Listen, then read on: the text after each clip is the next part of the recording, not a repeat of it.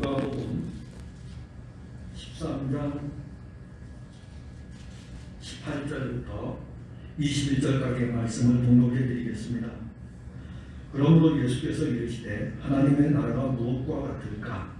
내가 무엇으로 비교할까?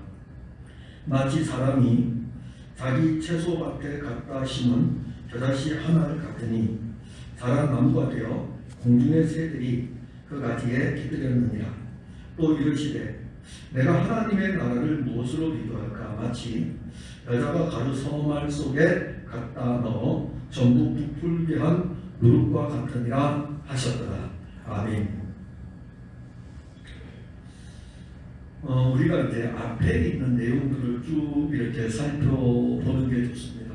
성경이라면 이 누가든지 또 아니면 마태든지 마가든지 요한이든지 또 다른 성경의 저자들이 성경을 기록할 때에는 앞에서부터 마칠 때까지 똑같은 어떤 본인이 전하고자 하는 하나님의 뜻을 따라 증거하고자 하는 그 말씀들을 끊어짐이 없이 연결하여 원래 기록되어져 있습니다.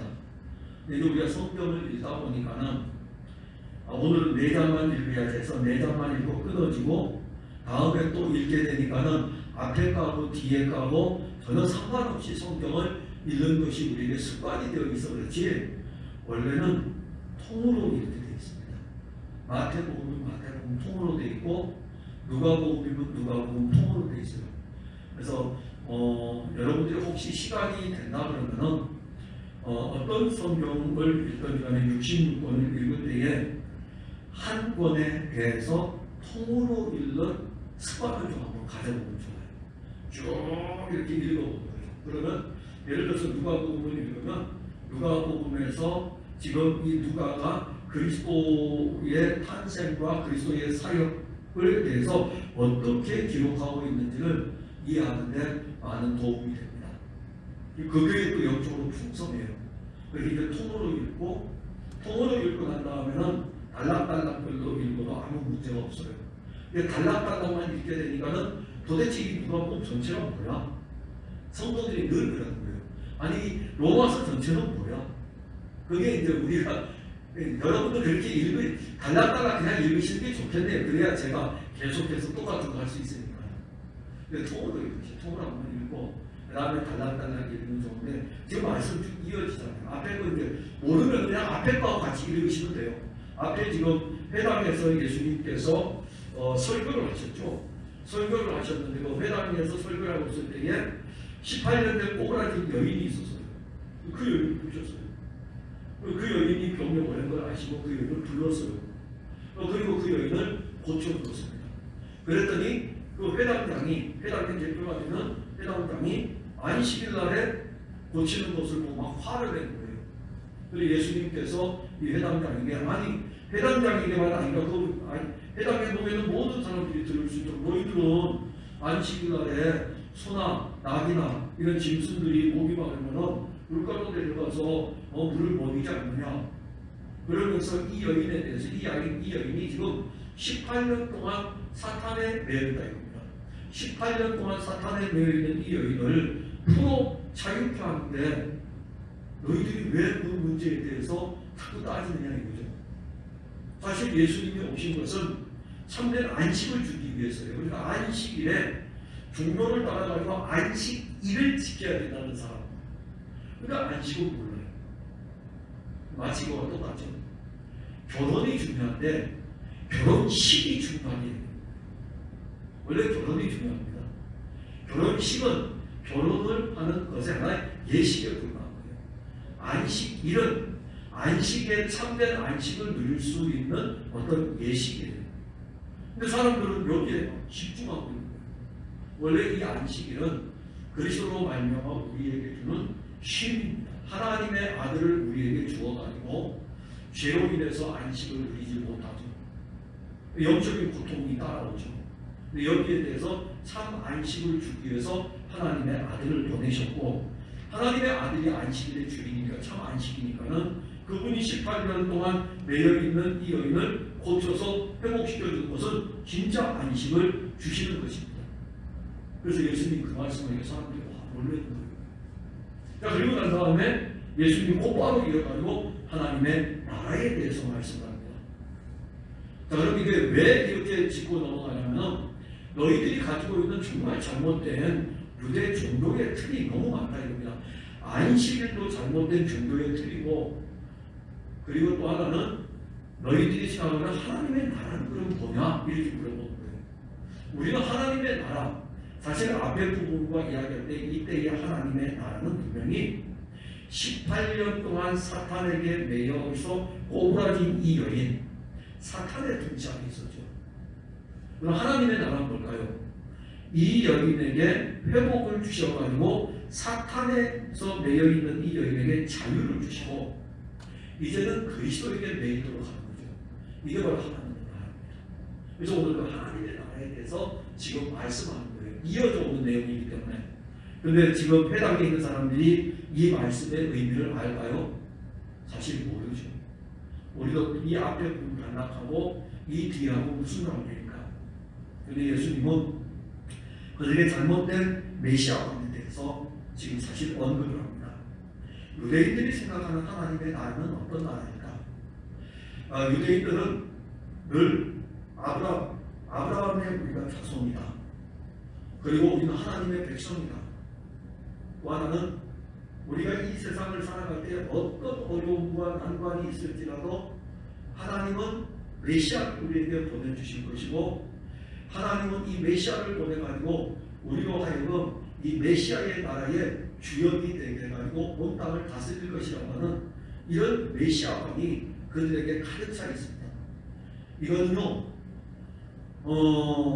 이미 오랫동안 종교의 전통 안에서 가지고 왔던 것이기 때문에 저들에게는 어떤 것을 통해서도 이 메시아관이 바뀔 수가 없어요. 그러니까 그들에게는 지금 로마의 압제를 받고 있지만 이 잘못된 메시아관 때문에 메시아가 온다 이겁니다. 그래서 소망 중에 메시아를 기다리고 있어요. 기름 부음을 받은 자 그리스도를 기다립니다.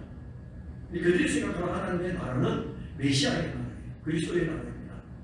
그 메시아의 나라는 이 땅에서 실현되는 나라이고, 그 나라가 실현이 되게 되면 지금 우리가 잠시 동안 로마 제국의 압제를 받을지라도 우리는 메시아가 오게 되면 메시아가 왕으로, 다윗의 왕의 후손으로 메시아가 오면은 그 메시아가 우리의 왕이 되어가지고 로마의 황제도 굴복시키고 그 나라가 이제는 실현될 것이다.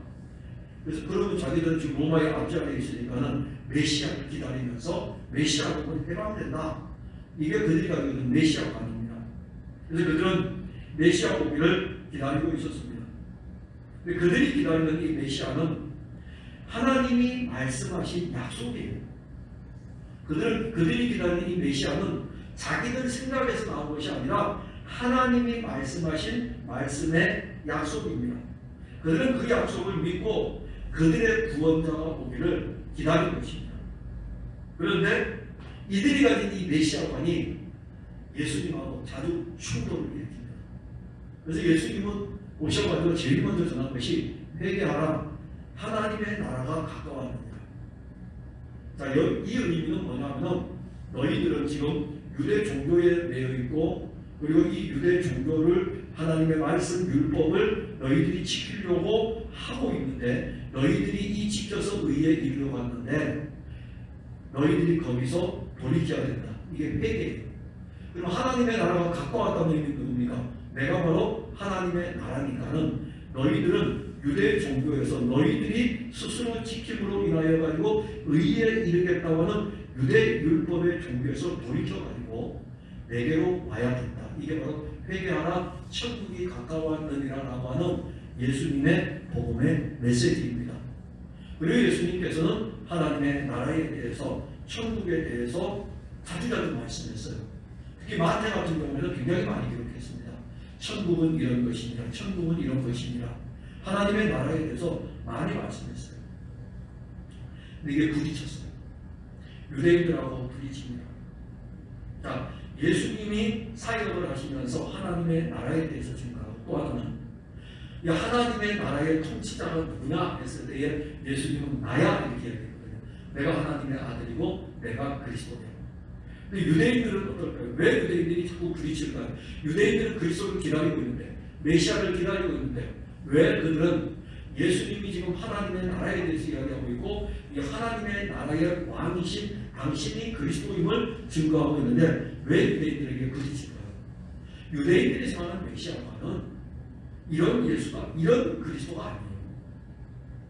나사렛 베들레헴에서 탄생해가지고 나사렛에서 자라서 목수의 아들로 생활하고, 자, 목수의 아들로 생활했는데 또 형제들은 얼마나 많아요.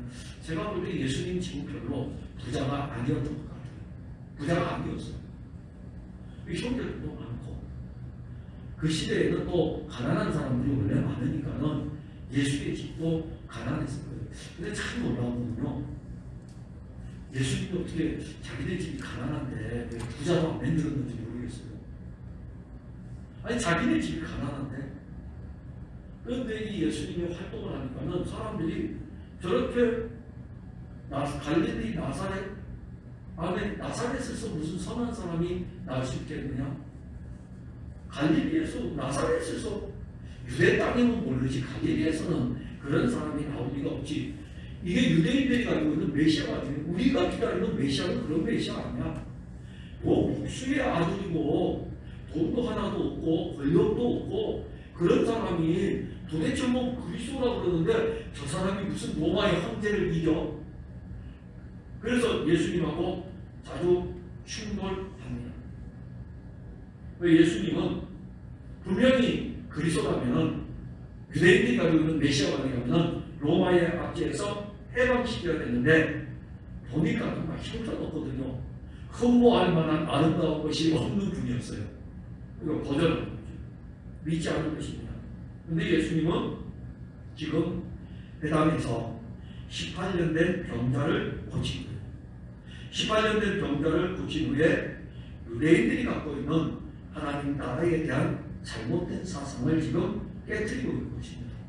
너희들이 지금 기다리고 있는 하나님의 나라, 너희들이 생각하고 있는 하나님의 나라, 너희들은 얼마나 잘못된지 아느냐?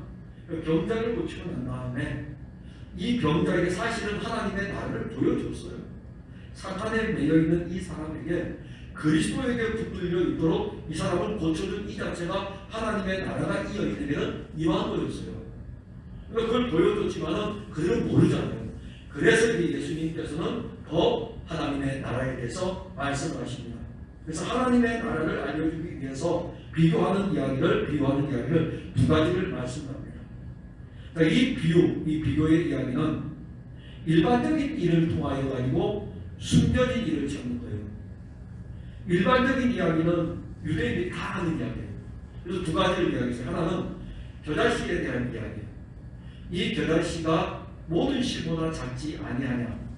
여러분들은 모르죠. 저도 몰라요. 제가 여러분들, 우리가 학교에서 공부를 하는데 우리 지도 교수님이 외국에 자주 나가니까는 얼마나 신기한지 몰라요. 확실히 그래서 신불교육이 중요해요. 공부하다가 갑자기 데나리온 나오고 아사리온 나오면 수업하다 말고 주머니에서 쫙 꺼내요. 데나리온도 꺼내고 아사리온도 꺼내가지고 다 돌리라고 해요. 다 한 번씩 보라고. 그러면 이제 그때에 로마 제국 때 쓰여졌던 유대 땅에서 쓰여졌던 아사리온, 아니 그 데나리온 이렇게 동전을 봐요. 만져보기도 하고. 그런데 그 교수님 연구실에 가니까 뭐가 있냐면은 이 병 안에 겨자씨가 있더라고요. 정말 작더라고요. 그걸 보면서, 그래서 이제 그걸 봤기 때문에 저는 이제 겨자씨 하면 얼마나 작은 씨인지 알아요. 근데 여러분들에게는 겨자씨는 정말 작은 씨입니다. 아무리 이야기해도 안 봤기 때문에 그려지지가 않아요. 근데 유대인들은 알아요. 만약에 예수님께서 여기서 말씀하실 적에 하나님의 나라는 참깨씨 같다 이렇게 하면 우리 금방 알겠죠. 참깨씨 같다는 참깨가 금방 되니까. 유대인들에게는 겨자씨 하면 금방 알아요. 그러니까 일반적으로 그들이 알 수 있는 거예요. 이 겨자씨 하나니 정말 작은 씨인데 이걸 심어 놓으면은 밭에다가 채소밭에다가 그것도 채소밭에다가 딱 심어 놓으면은 이게 그냥 쭉 자라가지고 얼마나 큰 나무가 되는지 나중에 새들이 와서 깃들인다. 이 말씀을 하는 거예요. 유대인들이 이 말씀을 때 당연한데 그거. 근데 이 말씀에는 비교하는 거기 때문에 그 뒤에 이면에 어떤 내용이 또 있어요. 그리고 또 하나는 누룩에 대해서 이야기했어요. 누룩에 대해 이야기하면서 가루가 서말, 세말 정도죠. 세말 되는 가루에 서말 되는 가루에 누룩을 딱 집어넣으니까는 누룩이 이 가루가 전부 다 부풀었다 그랬어요. 그걸 알겠죠. 왜냐하면 빵에 묻으니까. 우리는 요즘 뭐 빵을 먹지만은 예전에 밥에 쌀에 묻어 있잖아요. 그들은 그쪽 밀가루 묻하고 빵에 묻기 때문에 이게 일상에서 쓰여지는 거예요. 근데 일상에서 쓰여지는 이것을 비교하여 가지고 하나님의 나라에 대해서 말씀하고 있는 것입니다. 그래서 우리가 이제 보면은 먼저 하나는 자기 채소밭에 갖다 심은 저다시 하나님과 같다 하나님의 나라가 이렇게 말씀합니다. 아주 작은 시죠. 이 작은 씨를 밭에 심으면 이 씨에서 우미 돋고 싹을 내고 마침내 큰 나무로 자라고 그 자란 나무에는 공중의 새들이 와서 깃들인다. 이게 예수님 말씀이에요. 그럼 이 비유는 어떤 의미일까요? 예수님은 하나님의 아들이시는 원래. 예수님은 그리스도이십니다. 메시아예요. 그런데 엄청난 분이셔요. 근데 그가 동정녀 마리아의 몸에서 성령으로 잉태되어 출생을 하였습니다. 출생을 하고 헤롯의 칼을 피해가지고 애굽으로 갔다가 헤롯이 죽고 난 다음에 다시 나사렛으로 와가지고 나사렛에서 삽니다. 사람들은 그를 나사렛 예수가 이렇게 불렀어요. 나사렛 예수가 불렀는데 그의 아버지 목수고 형제들도 많고 가난한 삶을 살았어요. 자, 이것은 그때 그 사람들이 보았을 때에 정말 작은 시이죠.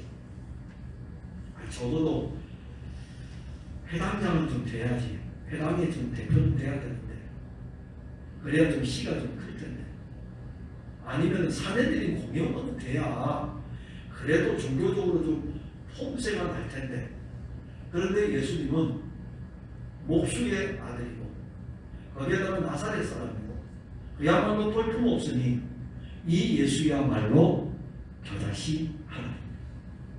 이 겨자씨 하나는 예수님을 가리켜요. 겨자씨 하나는 예수님.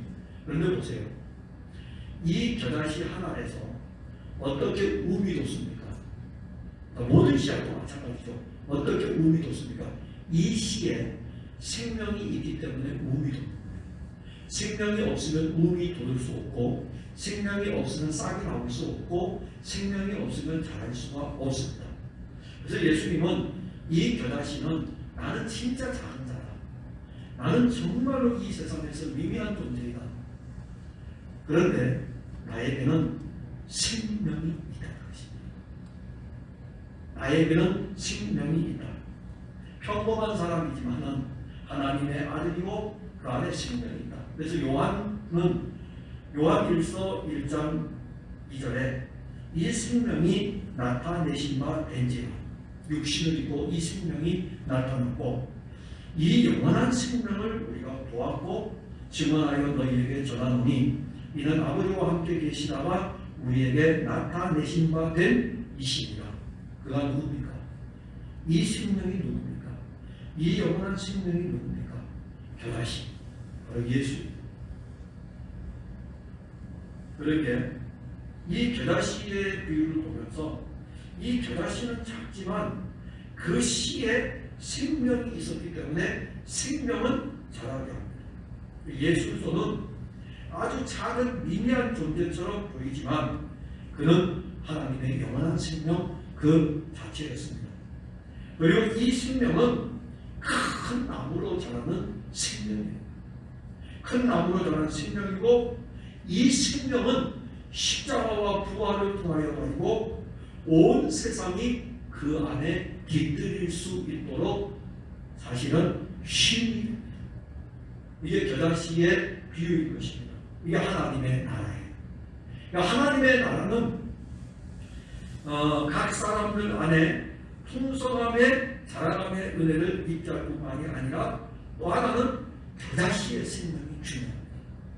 하나님의 나라는 우리 안에 이루어졌는데 우리 안에 생명이 들어와서 이 생명이 우리 안에서 자라는 것입니다.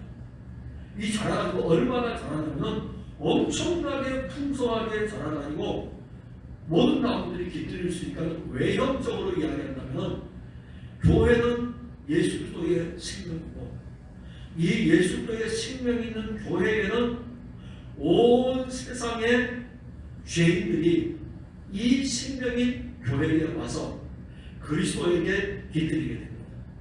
이걸 하나님의 나라라고 합니다. 그러니까 오늘날 교회는 하나님의 나라의 관점에서 실질적으로 겨자씨 하나의 역할이기도 하고 이 겨자 나무의 역할이기도 하는 것입니다. 그리고 또 하나는 부풀게 하는 누룩과 같다. 이 누룩은 빵을 만들 때 사용하는데 누룩이 들어가면 밀가루 반죽으로 된 빵이 이렇게 부풀어 오르게 됩니다. 이거는 이제 겨자씨하고 또 차원이 달라요. 겨자씨 같은 경우에는 외부적으로 와가지고 앉을 수 있는 나무가 되니까 퍼져나가는 복음의 능력이라면 그리스도의 생명이라면 이 누룩은 안에서 이렇게 부풀어 오르기 때문에 우리 안에 하나님의 나라가 심겨지고 그리스도 예수에 심겨지게 되면 우리 안에서 부풀어 오르게 돼요. 부풀어 오른다는 것은 우리 안에서 하나님의 나라가 커져가고 하나님의 나라가 우리 안에 다 이루어집니다. 제가 어제하고 오늘하고 이 사람이 확실히 사는 대로 살아야 돼요. 근데 사는 게 뭔가가 딱 끊기게 되면 정신을 못 차려요. 근데 강의도 끝났고 할 일이 없어요. 그리고 시설에서 저보고 들어오지 말래요. 이 코로나 때문에. 저보고 그러더라고요. 목사님 어디 다닙니까? 물으면 누구누구 만나 식사합니까? 누구누구. 알았죠. 제가 감지를 했어요. 들어오지 말라고요. 알았어요. 내가 정필 할 때 내 들어갈 테니까.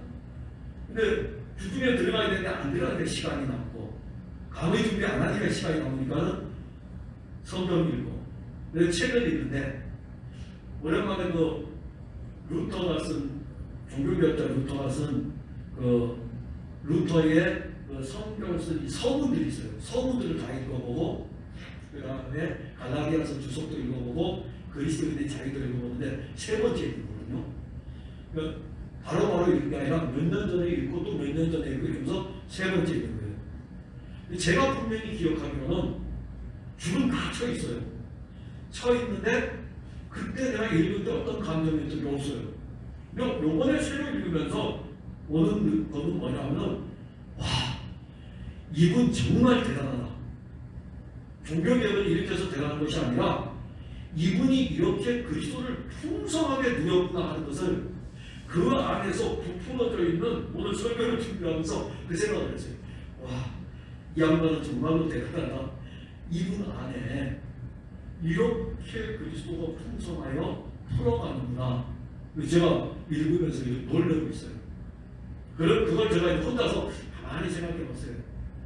주님, 저도 많이 진짜 부풀어졌나 봐요. 어떤 의미냐면 예전에 몇 년 전에 처음 읽을 때하고 지금 세 번째 읽을 때하고 루터의 책을 읽을 때에 루터의 감정을 지금 좀 아는 거예요. 영적인 감정을 좀 아는 것 같아요. 그래서 제가 놀랐어요.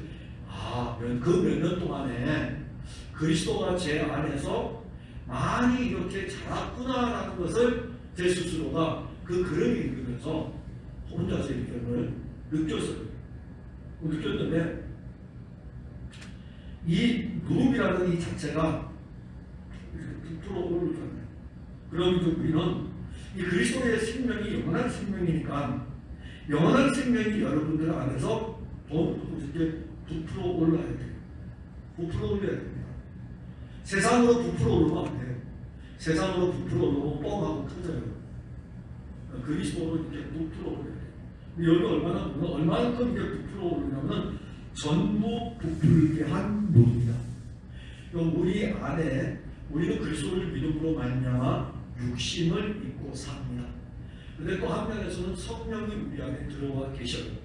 그래서 그의 성령이 우리 안에 들어와 계시다는 이 자체는 그 영이 우리 안에 들어오면서 그리스도가 우리 안에 사시는 것입니다. 우리는 육신도 입고 있어요. 그래서 우리 이 육신 안에서 아담의 옛 본성하고 하나님 하나님의 거룩한 영과의 싸움이 끊임없이 일어납니다. 이게 전부 부풀게 되면 어떤 일이 일어나냐면 우리 세상과 나는 간 곳 없고 구속한 주만 보이게 돼요. 전부 부풀어 버립니다. 하나님의 나라가 우리 안에 꽉 채워지게 되니까는 그것밖에 없는 것입니다. 오늘 본문에서 어떤 여자가 빵을 만드는 가루 3마리를 둔 거예요. 그 안에다가 누룩을 넣었는데 가루가 전부 풀었어요. 이게 누룩의 놀라운 효능이죠. 근데 이 누룩보다 더 놀라운 효능이 뭐냐면 하나님의 영이에요. 성령이 우리 안에서 일하실 때는 누룩하고 비교할 수 없는 효능을 나타내가지고 우리 전부를 그리스도로 부풀게 할 수 있습니다. 그래서 그리스도 예수의 생명이 우리 안에서 우리의 전인격, 우리의 영과 우리의 육 전부를 부풀게 하여 가지고 우리 안에 하나님의 나라를 이루어 가는 것입니다. 이루어 가는 거예요. 내가 이루려고 하나님의 나라를 이루려고 달려가는 것이 아니라 우리 안에 계신 그리스도의 영이 우리가 그리스도를 먹음으로 말미암아 계속해가지고 우리 안에 그리스도가 자라게 합니다. 그래서 하나님의 나라를 2가지 측면에서 예수님이 말씀하셨는데 겨자씨의 비유를 통하여서 복음이 전파되어서 수많은 영혼을 그리스도에게로 돌아오고 그리스도라는 그 겨자씨 나무에 겨자나무에 그리스도에게 깃들이도록 합니다. 그래서 우리가 한 면에서 깃들여 있어요. 그리스도에게 기댈 수 있고 그리스도의 나무에 올라갈 수 있고 그리스도에게 힘을 얻을 수가 있습니다. 교회는 그 일을 해야 돼요. 성도들은 그 일을 해야 됩니다. 외적으로는 우리가 그리스도에게 기대어 있는 것이 보여져야 돼요. 보여지려고 할 필요는 없고 그리스도에게 기대어 있다는 이 자체가 얼마나 우리에게 복된 것입니다. 왜냐하면 하나님의 나라니까. 또 하나는 우리 안에서는 서말의 가루가 전부 부풀어 오르듯이 우리 안에 그리스도가 온전히 부풀어 오르게 돼요. 그래서 우리의 영과 육이 전부가 다 그리스도로 부풀어가지고 채워지는 것입니다. 그러면 이제 우리에게서는 그리스도가 그렇게 좋을 수가 없어요. 제가 이번에 이 설교하고는 사실 상관없이 화요일부터 책을 읽고 있었기 때문에 책을 읽다가 화요일날 그 생각이 떠올랐고 그리고 오늘도 읽으면서 또 떠올랐어요. 참 그 몇 년 사이에 성경을 그리스도로 보고 그리스도를 먹고 양떼라고 해서 나는데 설교하는 설교자인 제 안에 이 그리스도가 참 많이 들어와 있구나. 이분의 이 글을 통해서. 그래서 그 글들을 읽을 때마다 막 반대만 좀 놀랄 정도로 너무너무 좋은 거예요. 하루에 한 100페이지씩밖에 못 나가 천천히 새겨서 읽다 보니까 저도 모르게 이 부풀어 오죠. 저도 모르게. 여러분들 안에도 그리스도의 말씀을 들으면서 그리스도가 여러분들 안에서 여러분들도 모르게 이렇게 부풀어 갑니다. 그리고 여러분들은 그리스도를 듣는 것을 좋아해요. 그리스도가 행하시는 것들을 좋아하고 그리스도가 너무너무 좋아요. 그리스도의 사역도 좋은 것이고 그리스도도 좋은 것이고 그리스도의 속성도 좋은 것이고 그냥 다 좋아지는 거예요. 그리고 다른 것을 듣게 되면 이제는 심심해요. 그냥 우리 영이 그만큼 자랐기 때문에. 그래서 우리 영은 그리스도를 먹을 때에 더 깊어지고 더 풍성해지는 것입니다. 이게 하나님의 나라입니다. 현재적 하나님의 나라예요. 미래적 하나님의 나라는 당연히 그리스도께서 성취하여 영원 세계에서 이미 완성해 놓으신 새 하늘과 새 땅입니다. 그러니까 우리는 육신을 입고 있는 동안에는 현재적 하나님의 나라를 누리면서 가야 돼요. 미래적 하나님의 나라, 나는 뭐 고난해도 뭐 후에 갈 거야 이게 아니라 지금도 하나님의 나라를 누리고 그리고 우리를 위해서 예비해 놓으신 새 하늘과 새 땅도 믿음으로 바라보면서 신앙의 걸음을 걷는 것입니다. 우리 스스로에게 하나님의 나라가 얼마나 확장되어져 있는가 오늘 말씀을 들으면서 각자 한번 생각해 보시고 여러분들 안에 이미 여러분들 18년 동안 꼬부라진 여인이었는데 그리스도가 다 고쳐주었어요. 그리고 그리스도가 여러분을 통치하고 있기 때문에 이제는 여러분들 안에 어떻게 하나님의 나라가 확장되어져 가고 있는가를 여러분들이 누리시면 됩니다. 그래서 그리스도가 여러분들에게 풍성하고 하나님의 나라가 여러분들 안에서 정말로 부풀어진 누룩, 정부를 부풀게 한 그 누룩과 여러분들 통해서 깃들임의 은혜가 풍성하기를 바랍니다. 기도하겠습니다. 하나님 은혜와 사랑을 감사합니다. 하나님의 나라에 대해서 참 유대인들이 궁금할 것입니다.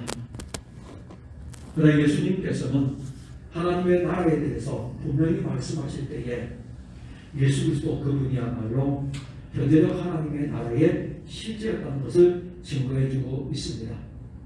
그러나 유대인들은 자기들의 종교의 사고로 예수 그리스도를 뚫고 받아들이지를 않습니다. 혹시 우리가 신앙생활하면서 우리가 가진 어떤 옛 습성의 종교로 인하여 가지고 그리스도를 거부하는 것들이 있습니까? 어떤 면에서는 그리스도를 받아들이고 어떤 면에서는 거절하는 것들이 있습니까? 우리의 이 모든 것들이 사실 하나님의 나라를 이루어가는 그리스도의 그 풍성을 누리는데 방해가 됩니다. 주께서 우리 안에 생명이 되셨고 생명으로 자라고 계시니 그 생명의 자람이 나무가 되고 그 생명의 자람이 우리 안에서는 전부를 부풀게 한 무릎이 되어 우리 모든 전부가 하나님의 나라로 가득하기를 원합니다. 그리하여 우리가 누리는 것은 세상이 아니고 하나님의 나라의 실제이신 그리스도 예수가 되게 하옵소서. 예수님 이름으로 기도하옵나이다. 아멘.